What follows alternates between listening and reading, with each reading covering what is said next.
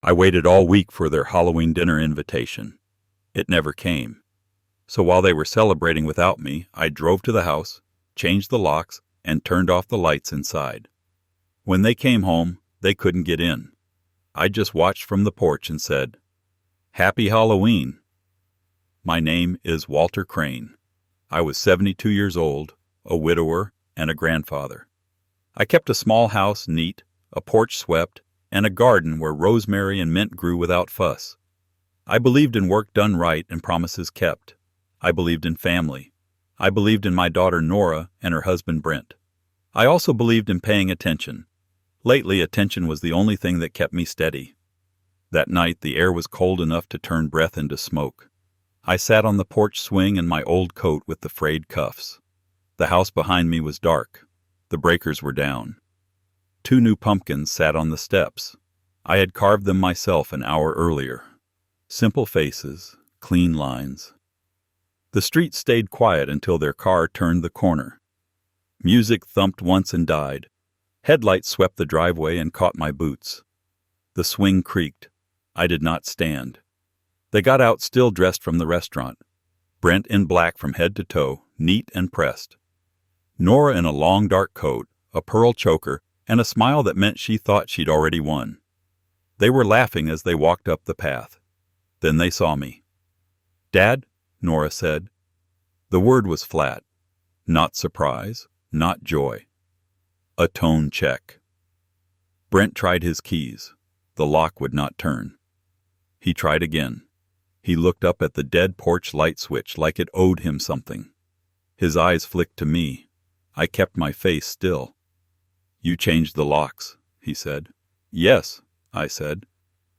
Nora's mouth opened and closed. "What are you doing?" "Waiting," I said. "For what?" Brent asked. "For you to understand," I said. He leaned in and tried the key again. It scraped and stopped. He said something to Nora under his breath. She lifted her phone like it was a shield. I did not move. The boards under my feet were ones I laid the summer Sophie learned to walk. She took 5 steps on this porch and fell into my arms. I thought of that as I watched her parents work a door that was not theirs. "Dad, this is crazy," Nora said. "Let us in." "No," I said. Brent stepped closer. He liked to stand inside a man's space, like posture could erase facts. I did not stand. I did not lean back. He stopped. The distance was still mine. I had made my choice on Wednesday when the phone call ended with a laugh I was not meant to hear. I had made it last year when they forgot the time. I had made it the day they lifted my pumpkins and called it streamlining.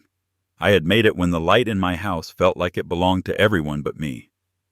"Happy Halloween," I said, and let the words mark the edge between us. Tonight, I moved first. When my wife, Elaine, was alive, Halloween was simple. We set a bowl on the porch, walked Sophie down the block, then came back to pie and cider. Nora sorted candy on the rug. Brent took my toolkit and fixed what he had ignored. We were a family then. It was easy. Last year it slipped. They told me to come by at 7.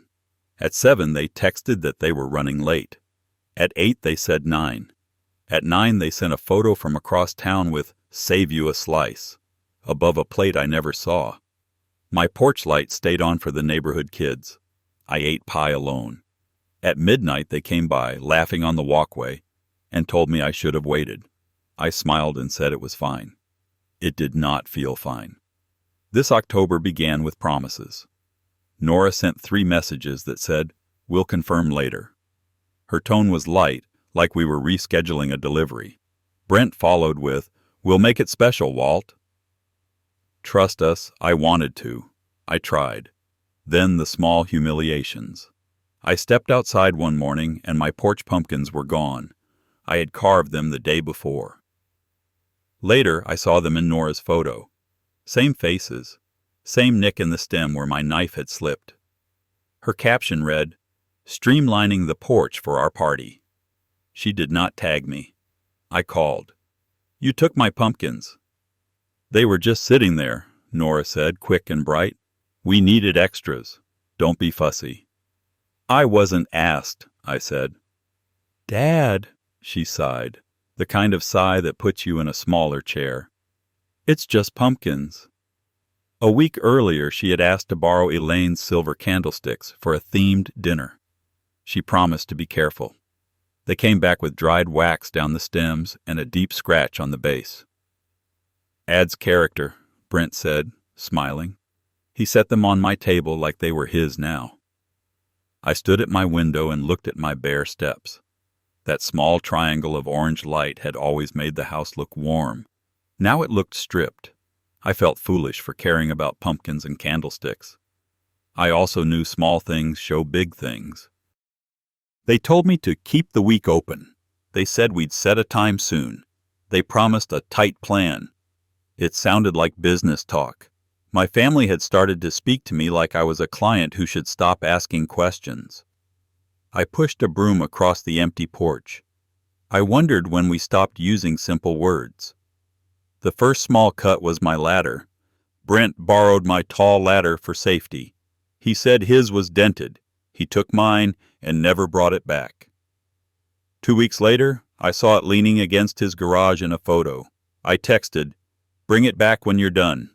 He wrote, "Soon." Soon never came. Then he returned Elaine's candlesticks, scratched and laughed about character. Then the pillbox. Nora came on a Sunday to organize my medicine so I would not mix things up. I told her I had not mixed anything up. She smiled and patted my hand. That night I found 2 days' pills gone and 2 tabs set wrong. My doctor had set that box with me. He told me I was careful. I called Nora. She laughed softly. "Dad, you worry too much." Then my bank card. Brent asked if he could grab party supplies and pay me back tomorrow. I said yes. He kept the card a week. No receipt. When I asked for it, he looked like he'd stepped in something. "Don't turn petty on us," he said. Petty. A man works 45 years, pays his bills, raises a child, keeps a home, and becomes petty because he asks for a receipt. I did not shout. I nodded once and took the card back. I did not lend it again. These were not crimes. They were small hands tugging at a rope, always the same direction. If I pulled back, I was fussy, paranoid, petty. If I did not, we slid. I told myself to keep the peace. I told myself they were busy. I told myself Sophie needed calm adults. But each week something else went missing. A hammer, a roll of stamps, the small toolkit from under the sink. One afternoon, after Nora helped tidy, the brass spare key I kept in the blue jar by the laundry was gone. I had never told anyone about that jar. I kept looking as if the key might grow back. It did not. When I later found my garage code written on a sticky note in Brent's glove box, I understood what I had refused to say out loud. My home felt open to them in ways it did not feel open to me. I started a small notebook. Dates. What left? Who had it? It felt like guarding marbles. It also made the quiet thefts visible. Across a month, it was a pattern. Across a season, it was a plan. I sat at my kitchen table and ran my finger down the page. My hand did not shake. I wondered when I would stop asking nicely. Then my neighbor stopped me at the mailbox. Mrs. Garner caught me at the mailbox. She is 81 and sharp as winter air. She leaned in and said, "I heard you're Nora at church." She told them you're slipping. Said you shouldn't drive after dark. The words landed hard and stayed. 2 weeks earlier, my doctor had made me read the chart, squeeze his hands, and walk the hall. "Steady," he said. "Keep going." I had held on to that word like a handle. That night I made simple stew and waited for Nora to bring my car keys back. She had taken them on Friday, just for tonight. It was now Monday. I sat at the kitchen table and watched the minute hand crawl while the street outside turned black. My keys hung on the hook by the door in my mind only. The hook itself was empty. When I called, she sounded busy and bright. I said I needed my keys. She said it was dark. She said I misplaced things. She promised tomorrow. The call was short. It felt like a parent-teacher conference where I was the child. I hung up and went to the front window. The glass held a ghost of my face. I looked like what they said I was. Old, alone, easy to overrule. I checked my pillbox even though I knew it was set right. Everything was in place. The small tabs clicked under my thumb. I listened to the refrigerator hum and the clock tick and thought about how quiet control can be. In the morning, Brent slid the keys through the mail slot without knocking. They hit the floor with a small clink. Not a hello, not a look in the eye. I picked them up and hung them on the hook. The shape belonged there. The emptiness it had left the night before did not. I stood a long time with my hand on the keys. I tried to remember the last time Nora asked, not ordered. I tried to remember the last time Brent returned anything with both hands and a thank you. I could not. The little things lined up in my head. The ladder, the bank card, the swept porch with no pumpkins. That brass spare key gone from the blue jar by the laundry, as if the jar had swallowed it. My garage code on a sticky note in Brent's glove box. None of it screamed, but all of it pressed. It felt like fingers on my back, testing how far I would lean. I made coffee and sat back down. I looked around my small, neat kitchen and tried to feel at home in it. I should have. I had built this place bone by bone. Lately the rooms felt borrowed. A man can be careful and still be cornered. A man can be gentle and still be erased. It sounds like something you say after it is too late. I decided to stop talking to myself and start paying closer attention. I put Sophie's latest drawing back at eye level on the fridge and taped it hard along the edges so it could not slide. A bright house, a bright porch light, a stick figure with gray hair standing in the doorway. Grandpa. I stood there until the tape held. Near noon, the phone lit on the table. Nora's name. My hand hovered over the screen. I picked up. "Hey, Dad," she said. I braced. Her voice came quick, too cheerful. She said we should keep Halloween simple this year. She said they would drop by next week. She said it would be less pressure. I asked one thing. Am I invited or not? There was a short silence that said more than talk. Then the soft clink of silverware and a low laugh in the background. Brent's sound. I did not need a name to know a sneer. "Don't make this hard," she said.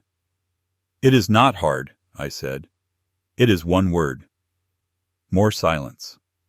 I could feel the calculus through the line. How much pushback I could take. How much she could sell as care. She tried a softer angle. "Crowds drain you. You get tired. We're thinking of you." "My doctor says I am steady," I said. "Mrs. Garner says you told people I am slipping." I hear the gap between those two sentences. She took a breath that wanted to be patience. "We'll do something, the three of us, in November." "Answer me," I said. "Am I invited to Halloween dinner?" Another pause. Then her voice changed. Flat. Cold. Honest in the worst way. "No." Behind her, Brent's laugh again. Low and pleased, the sound a man makes when a bet lands. It ran over my name like water on stone. "I hear him," I said. "Tell him I heard." She did not. She said she had to go. She said she would text. The call ended. The room felt thinner. I put the phone on the table and listened to the house breathe. The clock in the hallway kept strict time. The refrigerator hummed steady. The keys hung on the hook where they should always have been.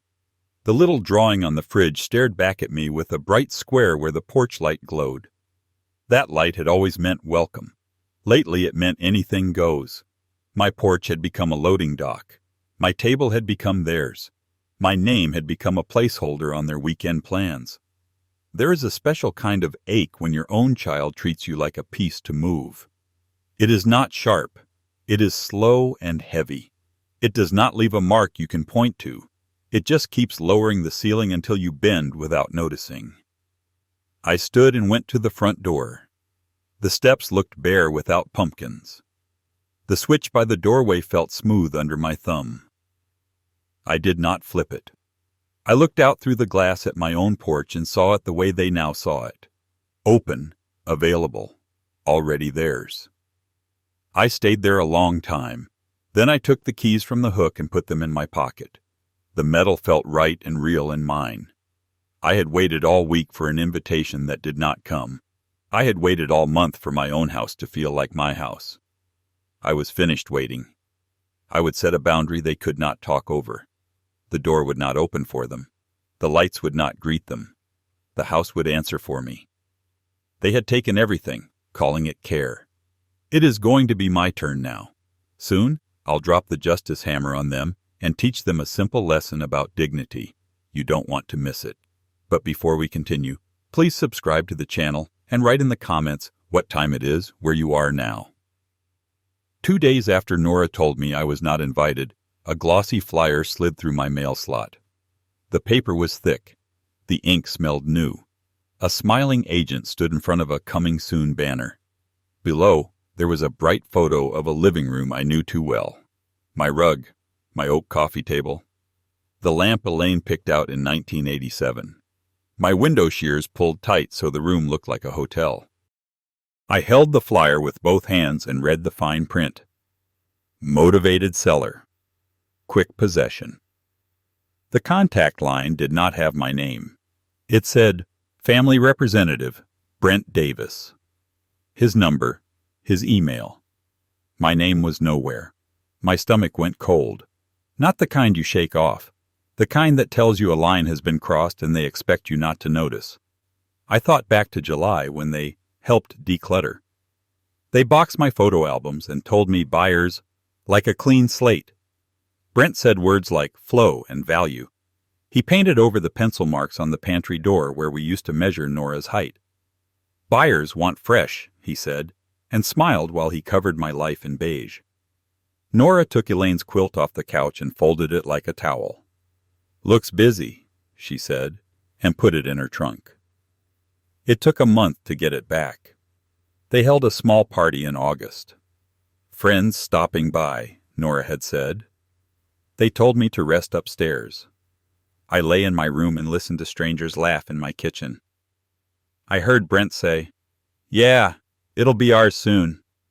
Just timing. Someone asked, You buying? He laughed. Better. The flyer in my hand told me he meant it. I turned the picture over. There was a second shot of the den. They had moved my recliner so the camera could see more floor. They had taken down the photo of Elaine at the lake. A generic print hung there instead. Blue and white swirls. No face. No history.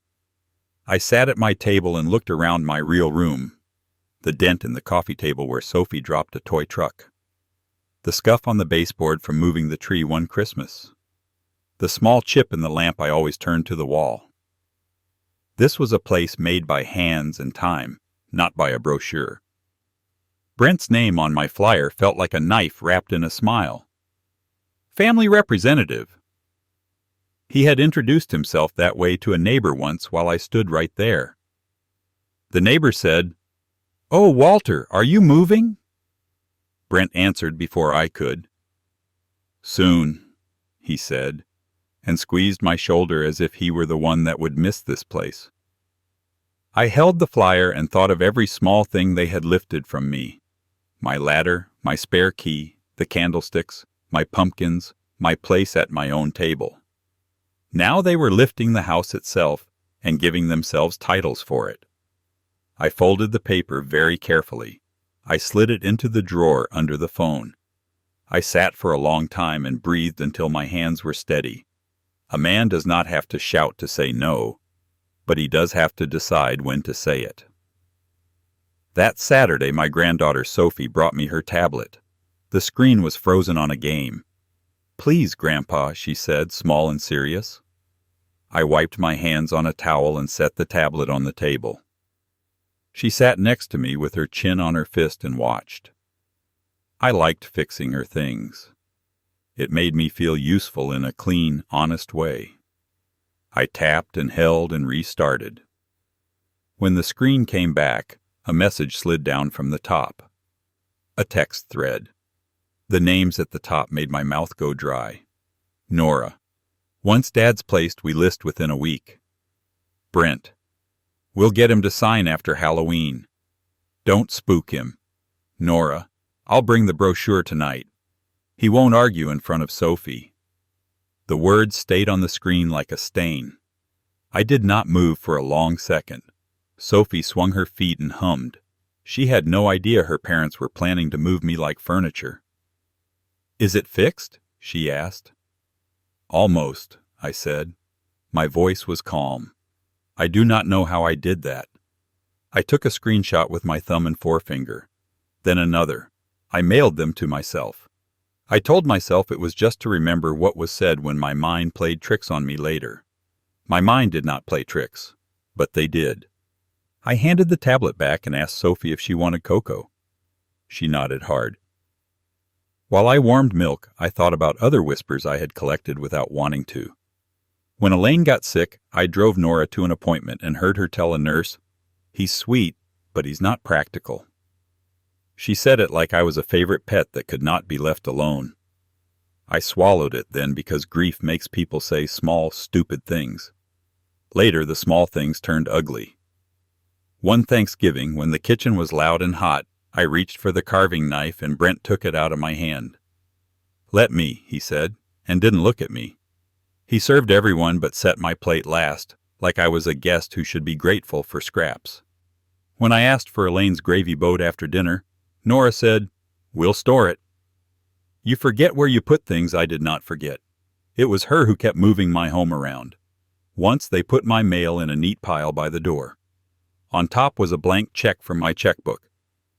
The corner was bent like it had been lifted and set back down.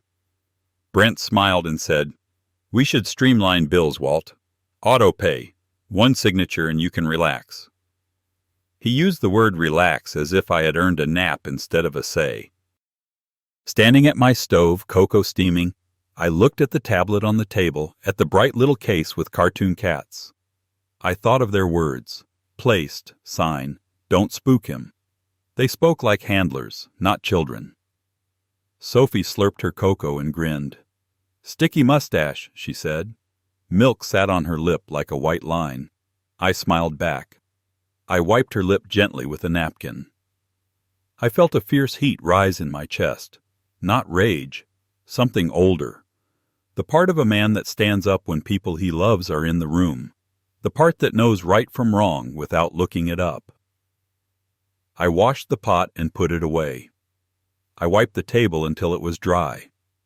I kept my voice soft for Sophie when I said goodbye. When the door closed, I pressed my palm flat on the wood. They wanted me placed. They wanted my signature. They wanted me quiet. They were not getting any of it. I went out to the porch and lifted the fake rock by the steps. The hollow was empty. I had known that key was gone, but seeing the empty space still hit hard. I walked to the garage keypad. I changed the code.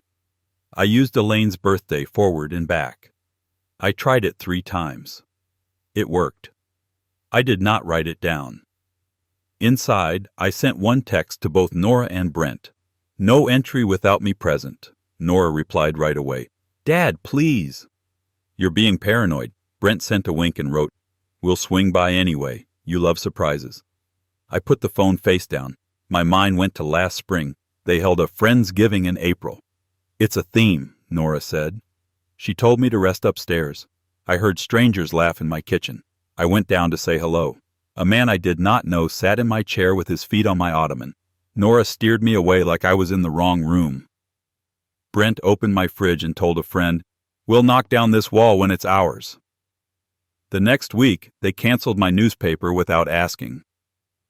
"We read the news on our phones," Nora said. I called and brought it back. She rolled her eyes when she saw it on the step. "You and your old routines." She said old like it meant less. One bright morning in June, I was fixing a hinge. Brent walked in with a tape measure and started measuring my bedroom closet. I asked what he was doing. "Investing in the future," he said and smirked. He once told a neighbor I should move somewhere with help because I misplaced the remote. He said it while I held the remote in my hand. I stood in my living room and looked at my own space. I wanted the next hour to belong to me. I wanted a knock before a door opened. I wanted my steps to sound like my steps again. I made a sandwich and ate it at the table. The phone buzzed. Nora sent, "We need to talk." Then, "You're scaring me." Then, "Please don't lock us out." Those words read like worry, but not for me, for access. I washed my plate. I walked the rooms once, slow and steady. I touched the back of my chair. I straightened Sophie's drawing on the fridge. I set Elaine's small dish back on the hall table. Then I sat in the front room and waited. If they came, I would answer the door myself. The line was set. It was simple. No entry without me. They came late in the afternoon. The sun was low. No text, no call. Brent's truck pulled in. Their shoes hit my steps fast and loud. Brent had 2 flattened boxes under his arm. A tape measure hung from his belt. Nora carried a glossy brochure with pictures of smiling old people in big chairs. Brent punched the garage code. It flashed red. He frowned and knocked like he owned the place. I opened the door and did not step aside. "We're just sorting early," Nora said. She tried to brush past me. I held up my hand. She stopped. The brochure bent in her grip. "On the table," I said. "My house key and my bank card." She blinked. "What?" "Put them on the table," I said. "Now." Brent laughed under his breath like this was cute. He walked into my bedroom and snapped the tape measure out. The sound was hard and rude. "Standard windows," he said. "We'll need blackout curtains for photos." "Out of my room," I said. He kept measuring. Nora set the brochure down and switched to a gentle voice. "Dad, this house has stairs. You could fall. We found a place with wide halls and ready meals. You'll make friends." "I have friends here," I said. "They knock." "You forget things," she said. "You get confused." "I forget who taught you to say thank you," I said. "I'm clear on the rest." Brent opened my closet and looked at my coats. "This can go," he said, like I wasn't there. He took Elaine's raincoat off a hanger and shook his head. "Too personal." I stepped into the doorway and took it back. "Leave," I said. He lifted his palms and smiled like I was a child having a moment. "We're helping," he said. "Don't be stubborn, Walt. The market is hot. We don't want to miss Nora tap the brochure." "They have a shuttle to the mall," she said, like she had found me a prize. "Crafts, movie nights. You'll relax." "I don't need a shuttle," I said. "I need my key and my card." "We'll handle your buys," Brent said. "You've been scammed before." He threw that at me like a stone. Years ago, after Elaine died, I bought a bad pressure washer at the door. I fixed it the next day. They never tell that part. "I will go to the kitchen," I said. "When I come back, my key and card will be on the table. If not, you are not welcome here." Nora stared at me like she did not know the words. Brent smirked like a boy who thinks rules are for other people. I turned and walked away. My heart beat hard, but my steps were even. I came back. The table held the brochure and nothing else. No key, no card. Brent was still at the bedroom window, measuring. Nora was folding a sweater from my dresser like it belonged to her. "Out," I said. "Now." Brent wagged the tape measure like a joke. "We'll come back when you're calm," he said. "You don't slam doors on family." I opened the front door and stood by it. "Watch me," I said. They left, but not empty-handed. Brent slid one of my small screwdrivers into his pocket as he passed. Nora tucked the brochure under her arm like a trophy. They did not look at me. They did not say sorry. They did not put my key or my card on the table. Their truck rolled away slow like they wanted me to watch them go. Halloween morning was quiet. I opened the pantry for coffee and found bare shelves. The cans were gone. The coffee was gone. The cereal was gone. In their place sat a row of protein shakes and a box of crackers with a note. "We'll do your shopping from now on. Healthy choices. N and B. My list from yesterday: coffee, salt, stew meat, apples, lay ignored on the counter. I opened one of the shakes, took a sip, and spit it into the sink. Chalk and sugar.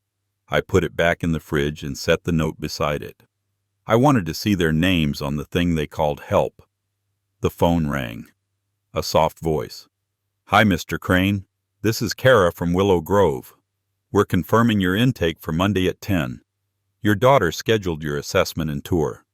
We'll handle everything." "No," I said. "You won't." A pause. "Sir?" "Cancel it," I said, and hung up.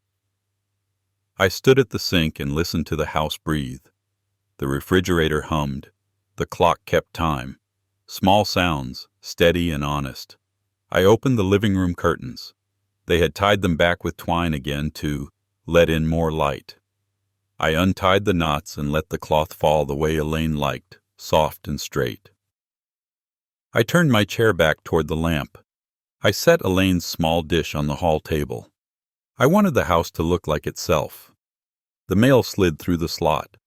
A white card from the post office sat on top.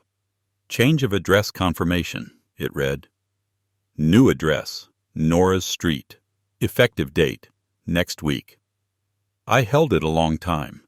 My name, my mail, their plan. I took a marker from the drawer and wrote in bold letters, "Not authorized," then set it in the outgoing stack by the door. Simple, final. The phone buzzed again. A man with a bright voice. "Hey there, Lyle from Oak Street Realty. We've got key access for pre-shoot. I'll swing by tomorrow for listing photos." "You do not have key access," I said. He chuckled like I was being cute. "Your family rep, Brent, said the rock by the steps." "The rock is empty," I said. "Do not come." He muttered something about mixed messages and hung up. I walked the hallway and saw a blue painter's tape under the edge of my dresser. I lifted it. "Linens," someone had written in block letters. I found more on the backs of frames. "Kitchen, donate, garage." I peeled them off one by one and dropped them in the trash. Little labels for other people's plans. A memory rose up, fresh and hard. Last winter, Nora had brought over a woman she called a care coordinator. No warning. "Just a chat," she said. The woman asked if I got lost in my own house. She wrote while I spoke. Brent stood by the door and nodded like a doctor. When they left, he patted my shoulder. "We'll take it from here." That sentence felt like a hand over my mouth. Another buzz. A text from Nora. "We'll swing by late. Keep the porch light off. It ruins skyline pics." Then, "Don't snack. Dinner's big." They were not inviting me. They were scheduling me. They were dividing me into tasks and rooms and photos. They were deciding which parts of my life would be allowed to show. I took the small fireproof box from the closet and set it on the kitchen table. I opened it just long enough to touch the deed with my name and the program from Elaine's service.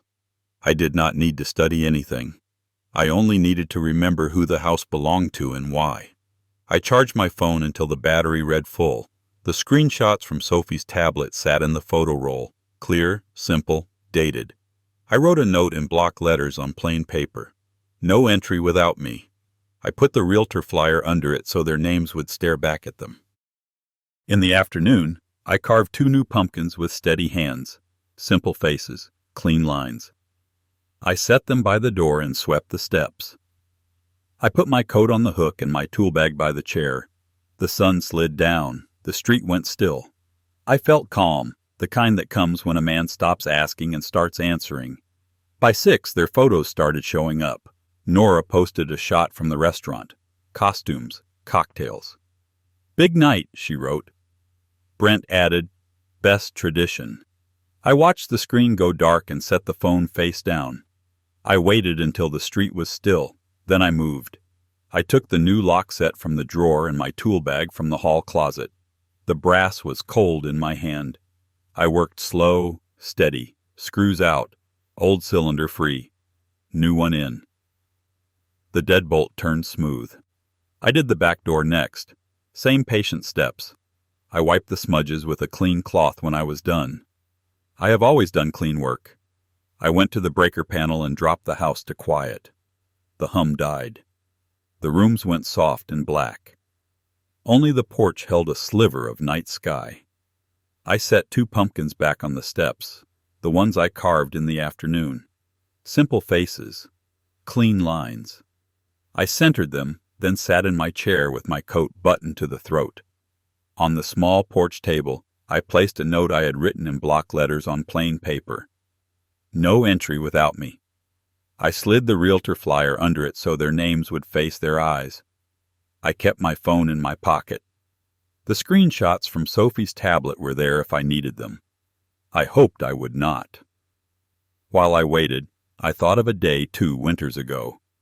I had slipped on ice by the mailbox. I did not fall. I caught the rail, stood, and was fine. Brent told people I took a spill and should not shovel anymore. He said it like it made him generous and me finished. The story lived longer than the ice. Headlights came around the corner. The car rolled slow, tires crunching the drive. Music thumped once and stopped. They got out smiling at each other. Then they saw me on the porch and saw the dark house behind me. Brent went for the door like a reflex. The key did not turn. He tried again, harder. He looked at me with a thin grin that asked if I was serious. Nora's eyes dropped to the table and found the note. She read it once, twice, then lifted her chin. She put a hand on the knob and pushed. It did not move. "Dad," she said, voice clipped. "Open the door." "No," I said. The night held its breath. I did not. Brent rattled the knob hard. The new lock took it and held. He laughed once, sharp. "Cute," he said. "Now open it." "No," I said. Nora stepped forward until her coat brushed my knee.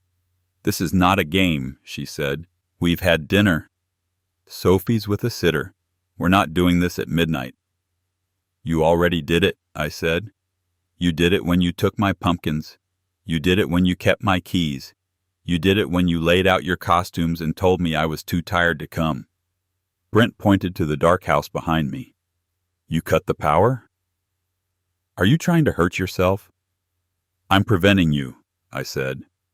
Nora's voice softened, a tone she used on Sophie when the girl had sugar before bed.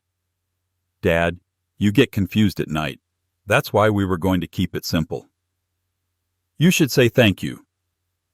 I pulled my phone and held the screen up. The text glowed pale in the dark. "Once Dad's placed, we list within a week. We'll get him to sign after Halloween. Don't spook him. He won't argue in front of Sophie." Brent's mouth stiffened. "Where did you get that?" "From the child you used to keep me polite," I said. Nora did not look at the phone. She looked at me. "You're taking things out of context." I set the phone on the table next to the flyer, screen still lit. "The context is my porch," I said. "The context is my home." Brent leaned in close enough that I could see a dull scuff on his fake pearl button. "Listen," he said. "You are making a scene. You are going to scare the neighbors.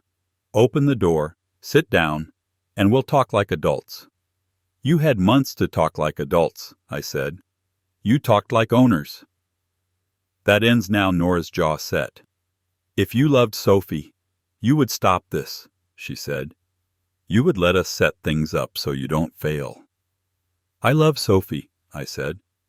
"That is why I am not teaching her that you can walk through people for convenience." Brent jabbed a finger at the note. "You have no right." I met his finger with my eyes. "I have every right. And you know it." He looked at the locks like he could will them back to the old shape. He could not. His face lost its smile. "You are cruel," Nora said. "Mom would be ashamed." I felt that. I let it pass. Elaine would not be ashamed of a locked door used right. Tonight is simple, I said. You do not come in. Brent's voice went hard.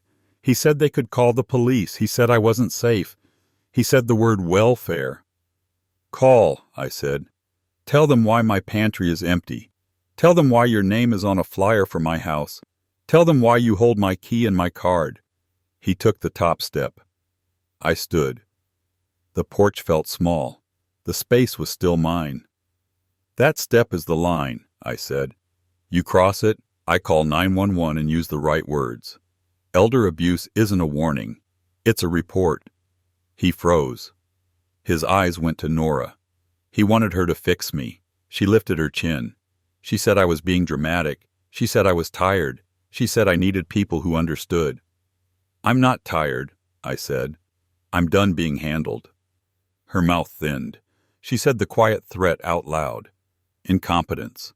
Court. Papers. Say that at the diner, I said. 10 a.m. Public. Plain answers. Brent tried charm and speed at once. He said they ran my errands. He said they saved me from scams. He said they were the ones doing the work. You're running your plan with my things, I said. That ends now. Wind moved across the porch. I did not feel cold. Nora stepped close enough for me to see the pearl choker sit tight against her throat and repeated, If you love Sophie, you'd stop this. Brent's jaw worked. He tried one last angle. He said I was cruel. You shut me out of my own life, I said. I'm just closing a door. I pointed to the bottom of the steps. Tomorrow. 10 no speeches, no more rounds. Key. Card, I said. They said nothing. That was an answer. Then we're done here, I said. Until tomorrow. They turned from the door together like a team that lost and refuses to say it. Brent took the steps too fast and nearly slipped. He caught the rail and swore under his breath. Nora did not look back. At the bottom, Brent stopped and faced me. You think this is a win? He said. You'll see. I am seeing fine, I said. You are the ones in the dark. He held my eye a beat too long, then walked to the truck. He opened the driver's door and threw the flattened boxes in the back like a small tantrum. Nora stood on the passenger side and texted fast with her head down, thumbs flying. I did not know who she was telling. It did not matter. They got in. The engine turned. The headlights swept over me and the pumpkins and the note on the table. The car rolled back and straightened. Brent stopped once more and revved the engine like a boy. Then they were gone. I picked up my phone and slid it into my pocket.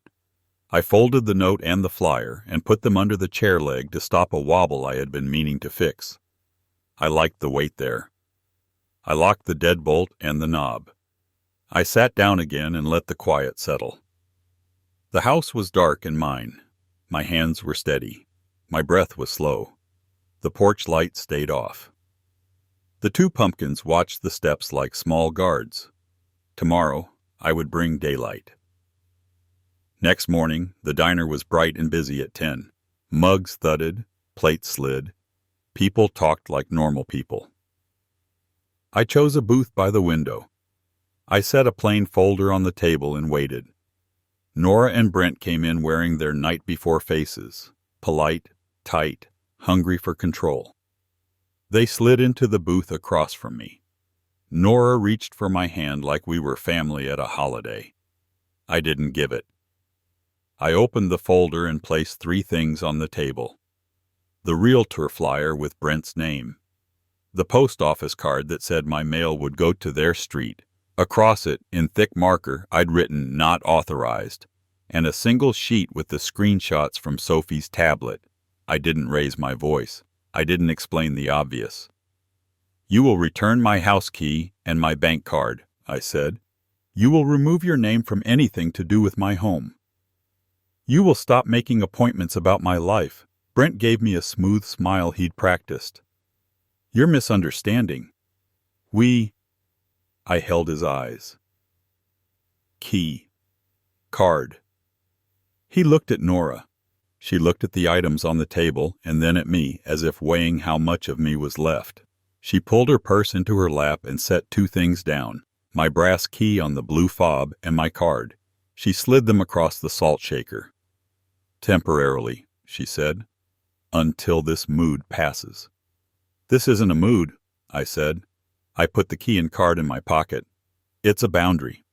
Brent tried a new angle. "We were protecting our interests. You could fall. You could forget to lock a door. The market—" I leaned forward. "My house is not your retirement plan." He flinched, just a little. Then the old grin tried to come back and didn't. Nora pointed at the screenshots like she could erase them with a finger. "You took those out of context." "The context is the child you used to keep me quiet," I said.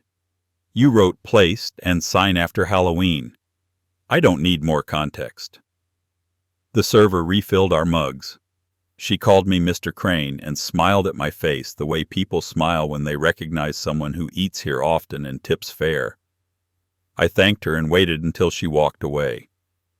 "Listen," Nora said, "we can reset. We'll make appointments together. We'll hold your mail at our house just in case. We'll take the realtor off until spring." "No," I said. "My mail stays with me.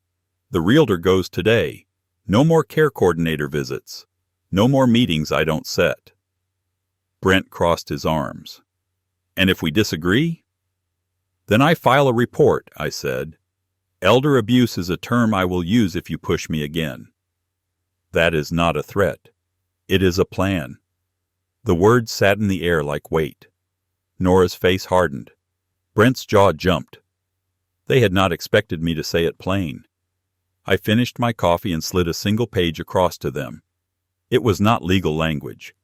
It was a list written in block letters. No entry without me. No moving or selling my things. No appointments in my name. No mail changes. If you need something, ask. If I say no, accept it. Nora read it and exhaled through her nose. "You're cruel," she said. "You took my life and called it help," I said. "This is me taking it back." They stood. Nora left the page on the table. Brent left cash for their untouched coffee like a performance. They walked out without looking back. I watched them cross the parking lot. The day was clear. My hands were steady around a warm mug. I took my key and card from my pocket and felt the weight. I paid my bill and left the folder under my arm. I did not want to fight.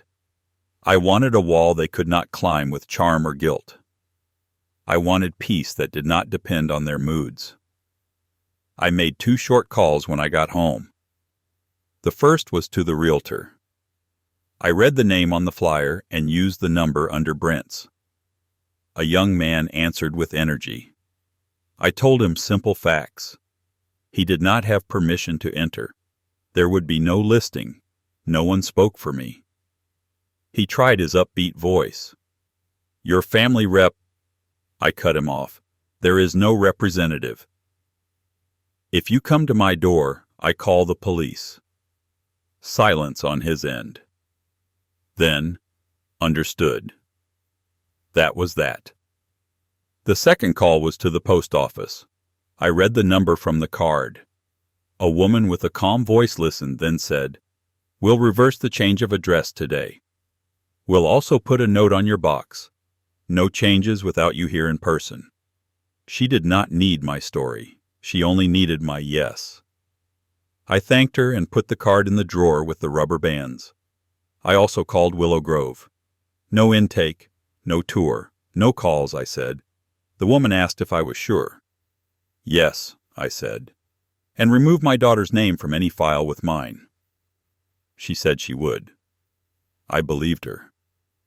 I sat at the table and breathed. The house held quiet like a room after a storm. Simple, clear air. I did one more thing that afternoon for the long road, not for the fight. I met Mr. Franklin, the lawyer Elaine and I had used to write our wills. His office was small, and he had known us for years. I told him I wanted the house to stay mine while I lived and, later, to go where it would be useful. We talked for 20 minutes. He wrote short notes. No big speeches. No heavy words. By evening, he sent an email that said it simply, "Your home is now in a trust with you as the lifetime occupant. When you are gone, it will fund a tool scholarship at the high school and repairs for 2 veteran families' homes each year." It was one paragraph. It felt clean. I did not forward that to Nora. I did not announce anything. This was not a punishment. It was a promise kept to the person Elaine believed I was. Before bed, I took the healthy choices note from the pantry and dropped it in the trash under the sink. I made a list in my own hand. Coffee, salt, stew meat, apples. I put on my coat and went to the store. When I came back, I put Sophie's favorite apples on the counter and turned my chair toward the lamp again.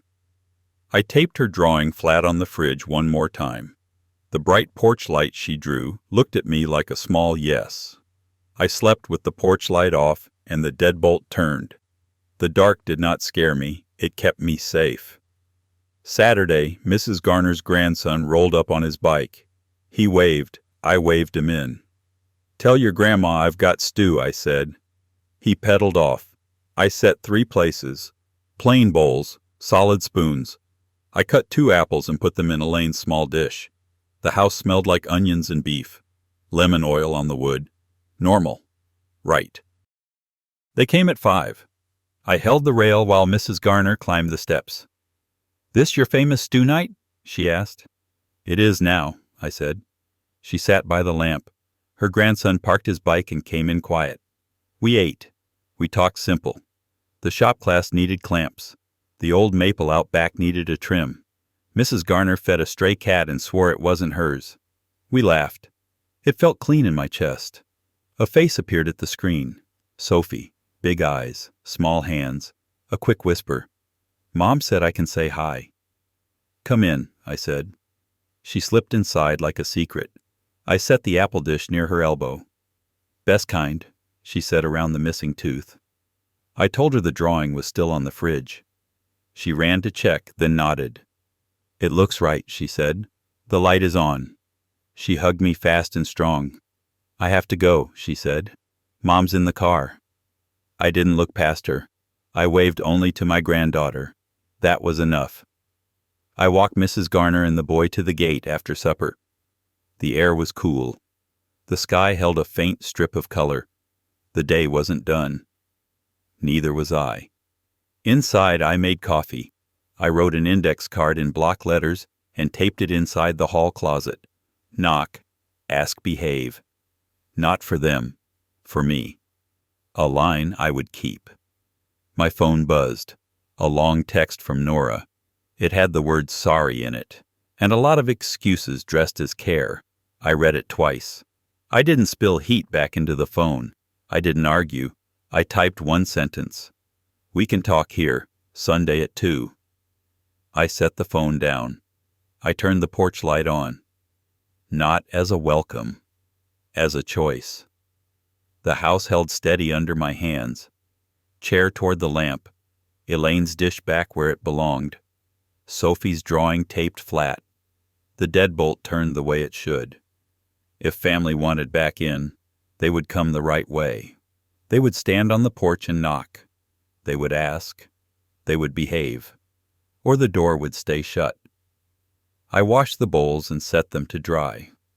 I checked the lock once, then once more. The quiet was full, not empty.